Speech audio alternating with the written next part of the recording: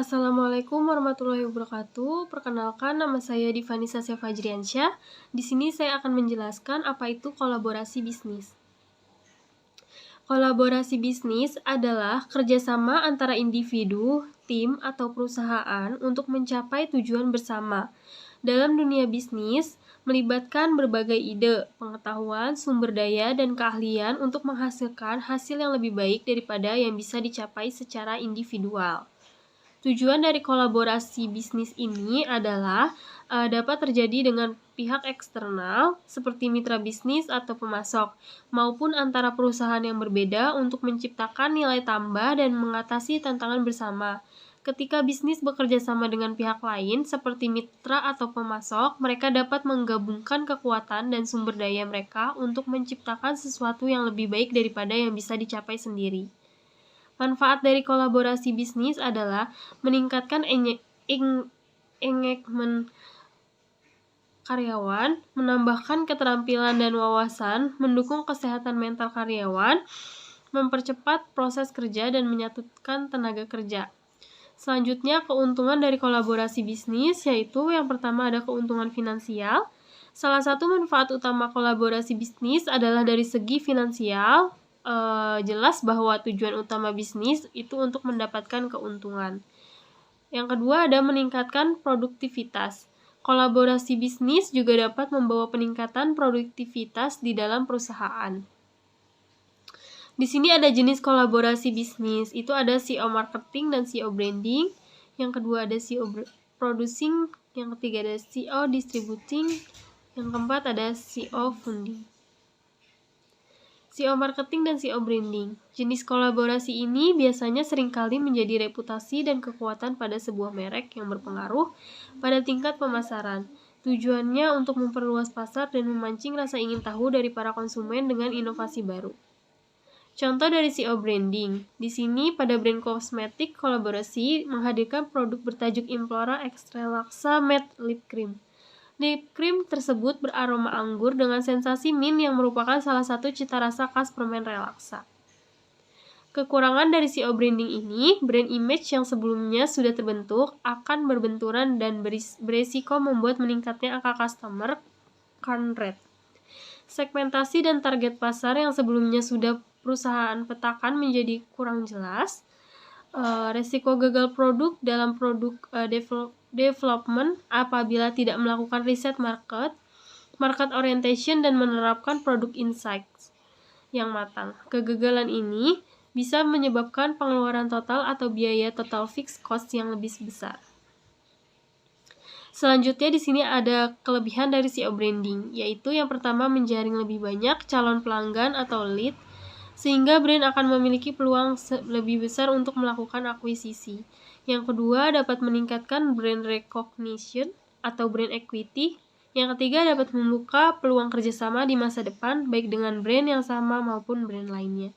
Yang keempat, mampu menghemat biaya produksi atau cost of goods maupun pengeluaran untuk strategi promosi.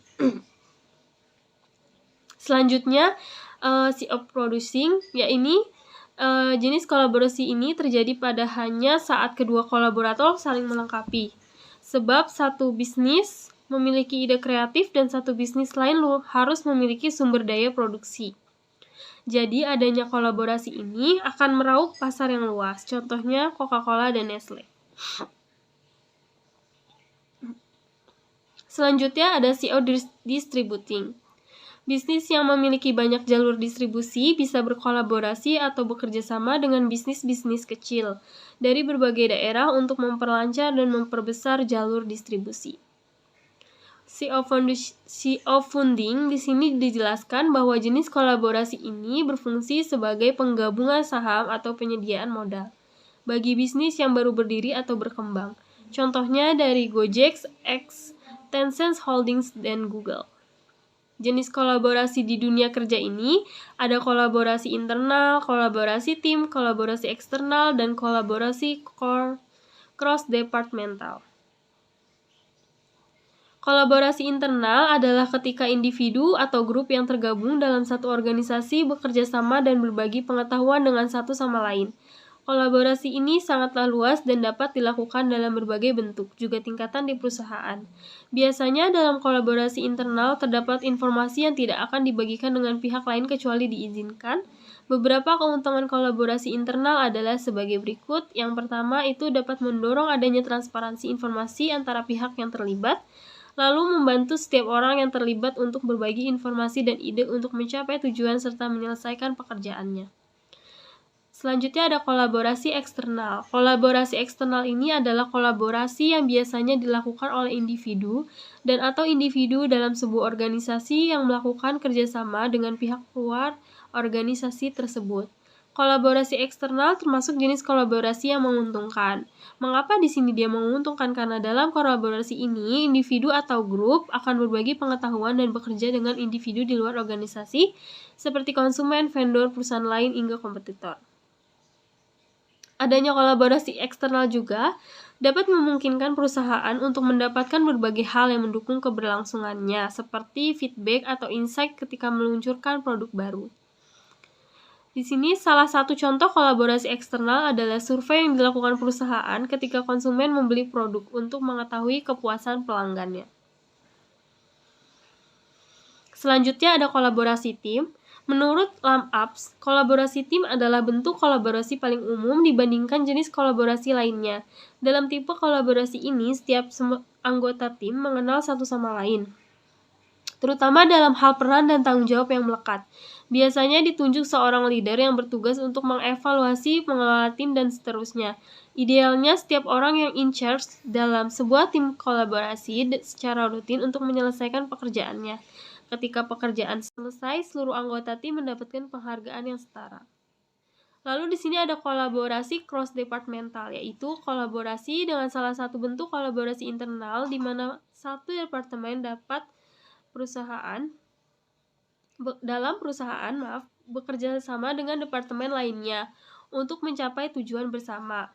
Biasanya salah satu pihak akan memberikan pengetahuan atau bantuan yang dibutuhkan oleh departemen lainnya. Nah, dalam kolaborasi ini biasanya juga terjadi ketika departemen harus menyelesaikan suatu proyek. Sebagai contoh, departemen produk dan berkolaborasi dengan tim marketing ketika ingin meluncurkan produk baru. Departemen produk akan memberikan dan menjelaskan keunggulan produk baru tersebut. Kemudian pihak marketing akan menyusun campaign menarik berdasarkan informasi yang didapatkan. Sekian penjelasan yang dijelaskan oleh saya untuk materi kolaborasi bisnis.